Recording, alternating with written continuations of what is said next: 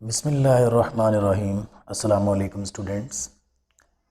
उम्मीद है आप खैरियत से होंगे, ठीक से होंगे और अपने सारे प्रीवियस लेक्चर्स को जो है वो पढ़ रहे होंगे और अपने इस वक्त को यूटिलाइज़ कर रहे होंगे एक बेटर वे के अंदर। स्टूडेंट्स, जैसा कि आप जानते हैं कि हम लास्ट टाइम जो है जो हमने टॉपिक पढ़ा वो हमने टॉपिक पढ़ा एम्पिरिकल फार्मूला। एम्पिरिकल फार्मूला और उसकी कुछ जो है हमने साथ कंबस्चन एनालिसिस पढ़ा कि किस तरह से हम चीज़ों को जो है वो कंबस्चन एनालिसिस जो है उनका कर सकते हैं, जिसके अंदर हमने एक प्रोसीजर ड्रॉ किया, एक जो है वो फिगर ड्रॉ की और एक प्रोसीजर को बयान किया कि किस तरह से चीज़ें जो हैं उनको हम इग्नाइट करते हैं फर्नेस के अंदर और किस तरह से हमें जो है वो वाटर को सेपरेट किया, कार्बन डाइऑक्साइड को सेपरेट किया और सारी चीज़ों की हमें वैल्यू हासिल हो गई। एम्पिरिकल फार्मूला की स्टूडेंट्स बात करूं तो दोबारा से वही बात करूंगा कि एक सिंपलेस्ट फार्मूला है, ठीक है, that give the small whole number ratio between the atoms of different elements present in a compound. जिस तरह से मैंने बात की थी किसकी, बेंजीन की बात की थी, तो मैंने कहा कि इसका अगर आप मॉलिक्यूलर फार्मूला देखें तो वो क्या होता है, वो होता है C6H6, लेकिन अगर आप इसका एम्पिरिकल फार्मूला तो वो क्या होगा, CH। इसी तरह से ग्लूकोज की अगर बात की जाए तो उसका मॉलिक्यूलर फार्मूला आपके पास होता है C6H12O6, लेकिन अगर आप उसको एम्पिरिकली जो है वो जिसे कहते हैं सिंप्लीफाई करें तो ये आपके पास रह जाता है CH2O। इसी तरह से इसके अंदर एक फर्दर एक नेक्स्ट टॉपिक था इसका, जो कि हमारे पास हमारे जो बोर्ड ऑफ एग्जामिनेशन है उसमें बहुत क्वेश्चन आया करता है, और वो है how can we calculated the empirical formula. हम एक एम्पिरिकल फार्मूला को किस तरह से कैलकुलेट कर सकते हैं। तो स्टूडेंट्स याद रखिए, उसके लिए हमारे पास 4 स्टेप्स होते हैं। उन 4 स्टेप्स को उनके ऊपर अमल दरामद करके, उनको मद्देनज़र रख के, उनको परसू करके हम एम्पिरिकल फार्मूला को फाइंड आउट कर सकते हैं। ये आपकी जो टेक्स्ट बुक है उसके पेज नंबर 7 के ऊपर गिवन है लास्ट के अंदर। तो पहली चीज़ स्टूडेंट्स आप करेंगे डिटर्मिनेशन ऑफ परसेंटेज कंपोजिशन। अब देखिएगा, इसके मैंने सिर्फ पॉइंट नहीं, मैंने आपको समझाने के लिए ताकि हमारे स्टूडेंट्स इसको एक बेटर वे में अंडरस्टैंड कर सकें, मैंने आप ही की बुक की एग्जाम्पल नंबर 3 यहाँ पे पेस्ट की है। और वो पेस्ट इसलिए की है ताकि इस एग्जाम्पल नंबर 3 की मदद से मैं आपको ये सारे जो 4 के 4 स्टेप्स हैं वो समझा दूं। इससे आपकी एक एग्जाम्पल भी क्लियर हो जाएगी और आपको 4 स्टेप्स भी क्लियरली अच्छी तरह से प्रैक्टिकली समझ आ जाएंगे। देखिएगा स्टूडेंट्स, इसमें कहता क्या है, इसमें कहता है एस्कॉर्बिक एसिड, ये विटामिन सी होता है जो आप अपने कीनू और माल्टे में जो है वो ये भी सीज़न गुजरा है, आपने काफ़ी यूज़ किया होगा। कीनू और माल्टे में जो आपके पास विटामिन सी होता है वह एस्कॉर्बिक एसिड है, contains 40.92% carbon. Ascorbic acid which was vitamin C, उसके अंदर कार्बन कितना था, 40.92% कार्बन था। उसके बाद 4.58% हाइड्रोजन था और उसके बाद 54.5% क्या था, ऑक्सीजन था। बाय मैस से मुराद यह है कि वजन के लिहाज से। स्टूडेंट्स, आप इसको परसेंटेज में कर रहे हैं और आपको पता है कि जब भी हम परसेंटेज की बात करते हैं तो वो 100 होती है। वो कितनी होती है, 100। तो 100 में से आपके पास 40.92% ये है, 4.58% हाइड्रोजन है और 54.5% ऑक्सीजन है। तो कहता है कि क्या फाइंड करें, गिव इट्स एम्पिरिकल फार्मूला, और यही आप पढ़ने जा रहे हैं। अब इसका first point book 1 page number 7 के ऊपर आपके पास है डिटर्मिनेशन ऑफ परसेंटेज कंपोजिशन, कि सबसे पहले परसेंटेज को जो है वो कंपाइल करें। देखिए इसके अंदर हमें परसेंटेज ऑलरेडी गिवन है, ओके, परसेंटेज ऑलरेडी गिवन है। अगर परसेंटेज गिवन नहीं होगी तो मैथ्स होगा, आप उसको परसेंटेज में कन्वर्ट कर ले। अब सेकंड थिंग क्या है कि स्टूडेंट्स आपने क्या करना है, फाइंड करने हैं ग्राम एटम्स, जिनको आप नंबर ऑफ ग्राम्स भी कहते हैं। ग्राम एटम्स फाइंड करने हैं। इस पर्पस के लिए हम डिवाइड करेंगे किसको, मैस को उसके एटॉमिक मैस के साथ।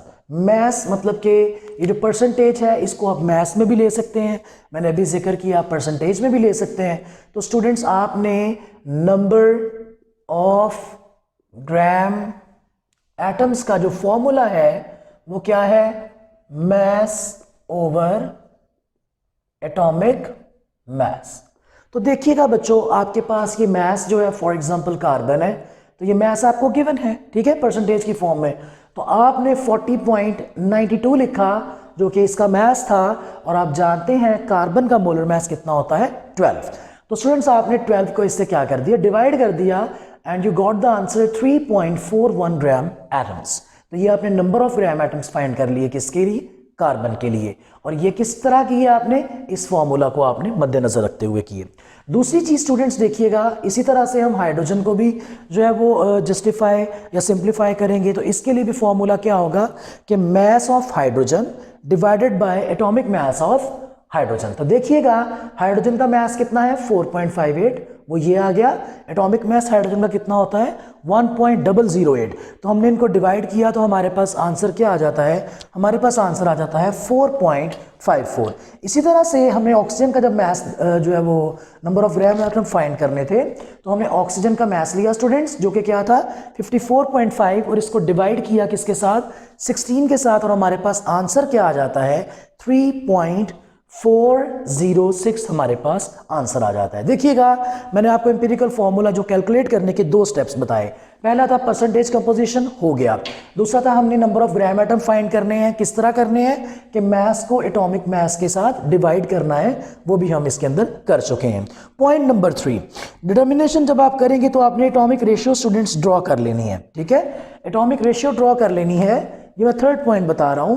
और एटॉमिक रेशियो ड्रॉ करने के बाद आपने उनको डिवाइड कर देना है किसके साथ, जिसकी रेशियो सबसे कम होगी। हम कैसे करेंगे इसको, हमारे पास कार्बन की स्टूडेंट्स क्या रेशियो आई, 3.41, मैंने लिख दी, नीचे को नहीं है भी आप देखें। हाइड्रोजन की क्या रेशियो आई, 4.54, मैंने लिख दी। उसके बाद स्टूडेंट्स ऑक्सीजन की क्या रेशियो आई, 3.406, मैंने वो भी लिख दी। अब इसमें कहता है सबसे स्मॉलेस्ट वैल्यू कौन सी है, जो सबसे स्मॉलेस्ट वैल्यू है इन तीनों में से, कार्बन, हाइड्रोजन और ऑक्सीजन में से, आप उस स्मॉलेस्ट वैल्यू को सबके साथ डिवाइड कर दें।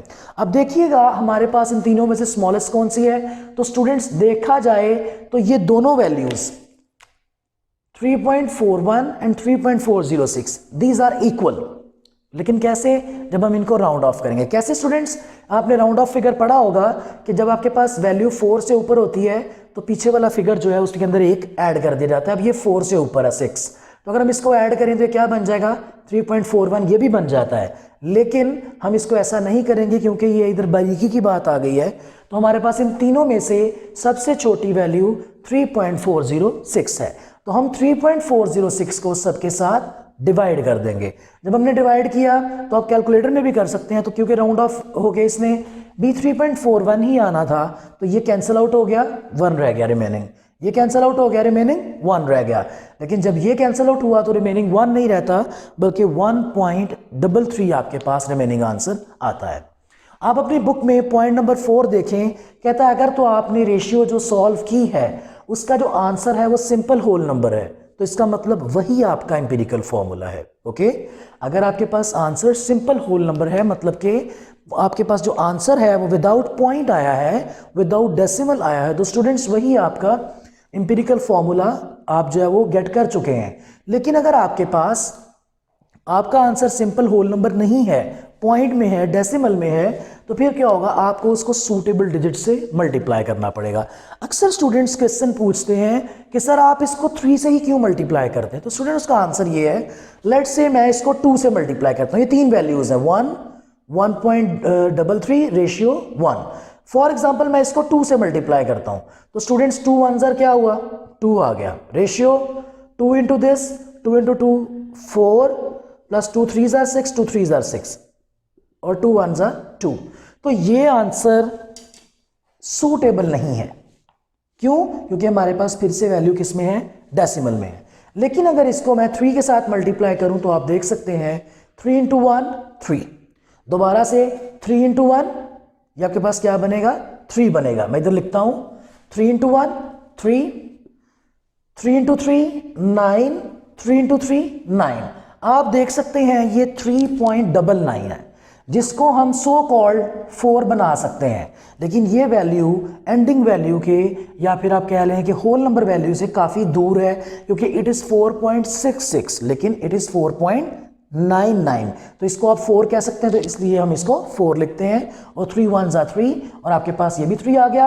अब स्टूडेंट्स देखिए, कार्बन का आपके पास जो रेशियो आई है वो 3 है, हाइड्रोजन की 4 है, ऑक्सीजन की 3 है। तो हमारे पास इसका जो इंपेरिकल फॉर्मूला है, क्योंकि जो जो वैल्यूज आई थी हमने एलिमेंट्स के साथ वही उनके नंबर ऑफ एटम्स बना के लिख दिए। सो इंपेरिकल फॉर्मूला जो है एस्कॉर्बिक एसिड का हमारे पास क्या है, C3H4O3। तो स्टूडेंट्स ये हमारा एक डिटर्मिनेशन पॉइंट्स वो भी सॉल्व हो गए, और दूसरा हमने एक एग्जाम्पल जो कि एग्जाम्पल नंबर 3 है उसको भी सॉल्व कर लिया। आगे बात करते हैं, थोड़ी सी मॉलिक्यूलर फॉर्मूला की छोटी सी बात करेंगे, क्योंकि ये भी वो टॉपिक है जो कि आप पढ़ चुके हैं। तो मॉलिक्यूलर फॉर्मूला स्टूडेंट्स क्या होता है, आपके पास the actual number of atoms, the actual number of atoms present in a molecule is called molecular formula. या आप इसकी बुक में डेफिनेशन देखेंगे तो क्या होगी, the formula of a substance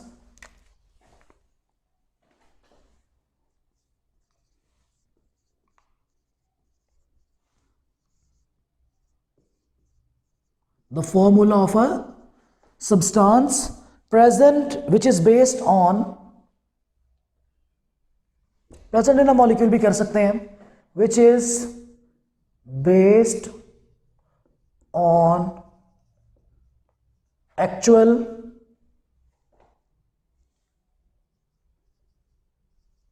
molecule is called molecular formula। ठीक है, जिस तरह से देखिए ना, मॉलिक्यूलर फॉर्मूला वो क्या कह रहा है, कहता है एक्चुअल जो होता है, जो कि एक्चुअल होता है। फॉर एग्जांपल अगर हम बात करते हैं, एक दफ़ा फिर से छोटी सी बात करते हैं एम्पिरिकल फार्मूला की। तो एम्पिरिकल फार्मूला में हमने क्या पढ़ा स्टूडेंट्स, हमने पढ़ा कि हमारे पास अभी मैंने दोबारा जिक्र किया था स्टार्टिंग में ही, AC6H12O6। अब ये कौन सा फार्मूला है, अगर इसको मैं लिख दूं, आप जानते हैं CH2O रह जाएगा, क्योंकि हमने C6H12O6 को 6 से सिंप्लीफाई कर दिया, 6 1 जा और 6 2 जा। तो ये आपके पास, अब ये स्टूडेंट्स आपके पास क्या है और ये क्या है, तो इसकी अगर हम बात करें तो ये आपके पास स्टूडेंट्स, ये आपके पास एम्पिरिकल फॉर्मूला है। ये क्या है, एम्पिरिकल फॉर्मूला है, क्योंकि ये आपके पास सिंपलेस्ट होल नंबर रेशियो है। लेकिन अगर मैं इसकी बात करूं तो ये क्या है, ये आपके पास मॉलिक्यूलर फॉर्मूला है। मॉलिक्यूलर फॉर्मूला क्यों है, द फॉर्मूला, ऐसा फॉर्मूला ऑफ अ सब्सटेंस, किसी भी सब्सटेंस का, कंपाउंड का, किसी भी, which is based on actual molecule is called molecular formula, या फिर which is based on actual number of atoms present in a molecule। तो देखिए ये एक्चुअल है, हकीकी यही है, ये तो हमने सिंप्लीफाई करके किया है। तो हमने इसके अंदर फर्क देखा कि what is the difference, how can we compare the molecular formula and empirical formula. उसके बाद स्टूडेंट्स चले जाते हैं इनके फॉर्मूला के ऊपर। तो आप याद रखिएगा, आपके पास फॉर्मूला क्या होता है, molecular formula is equal to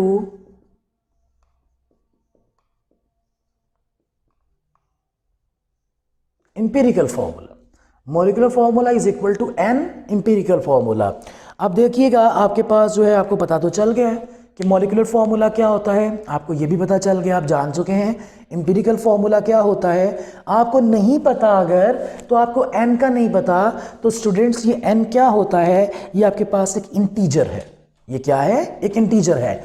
if you want to solve it, if you want to get the value of this an integer, तो आप क्या करेंगे, मैथमेटिक्स का बड़ा इजी और बड़ा मशहूर ज़माना रूल जो कि आप अपनी इनिशियल क्लासेस से करते आ रहे हैं, इंपेरिकल फॉर्मूला जो कि यहाँ पे मल्टीप्लाई हो रहा है किसके साथ, n के साथ, ये वहां पे जाके डिवाइड हो जाएगा। तो n इज इक्वल टू आपके पास क्या आ जाएगा, molecular formula over empirical formula. तो इनको सॉल्व करके जो वैल्यू आती है स्टूडेंट्स, वो किसकी होती है, n की। Actually there are examples or even numericals which are present in our exercise of chapter number 1। उनके अंदर इस ऐसे क्वेश्चंस मौजूद हैं जिनके अंदर हमें n की वैल्यू रिक्वायर्ड होती है। तो ये इंशाल्लाह ये भी हम ज़रूर करेंगे। उसके बाद स्टूडेंट्स इस टॉपिक के पॉइंट ऑफ व्यू से हम एक और क्वेश्चन जो है वो मैं डिस्कशन में लाना चाहूँगा, और वो डिस्कशन में क्वेश्चन लाने वाला ये है कि अक्सर आपको पेपर में क्वेश्चन आया करता है कि give some compounds which have same empirical as well as molecular formula. हमें कुछ ऐसे कंपाउंड्स बताएं जिनके एम्पिरिकल और मॉलिक्यूलर फार्मूलाज सेम होते हैं।